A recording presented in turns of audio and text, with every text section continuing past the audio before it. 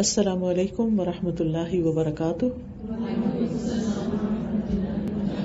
کیا حال ہے سب کا؟ الحمدللہ، نحمده ونصلی علی رسولہ الکریم، اما بعد، فاعوذ باللہ من الشیطان الرجیم، بسم اللہ الرحمن الرحیم، رب اشرح لی صدری ویسر لی امری واحلل عقدۃ من لسانی یفقہوا قولی۔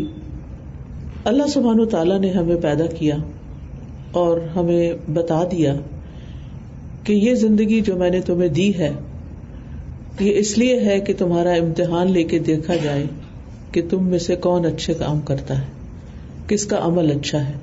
تبارک الذی بیدہ الملک وہو علی کل شیء قدیر الذی خلق الموت والحیاۃ لیبلوکم ایکم احسن عملا۔ تو یہ جو ابتلا ہے، یہ جو امتحان ہے، یہ جو آزمائش ہے، وہ ہم میں سے ہر ایک پر ہے، کسی نہ کسی شکل میں۔ کوئی ایک انسان بھی اس سے خالی نہیں۔ اللہ سبحانہ وتعالیٰ نے قرآن مجید میں ہی ہمیں بتا دیا، وَلَنَبْلُوَنَّكُمْ بِشَيْءٍ مِّنَ الْخَوْفِ وَالْجُوعِ وَنَقْصٍ مِّنَ الْأَمْوَالِ وَالْأَنفُسِ وَالثَّمَرَاتِ وَبَشِّرِ الصَّابِرِينَ الَّذِينَ إِذَا أَصَابَتْهُمْ مُصِيبَةٌ قالوا انا للہ وانا الیہ راجعون اولئک علیہم صلوات من ربہم ورحمہ واولئک هم المہتدون۔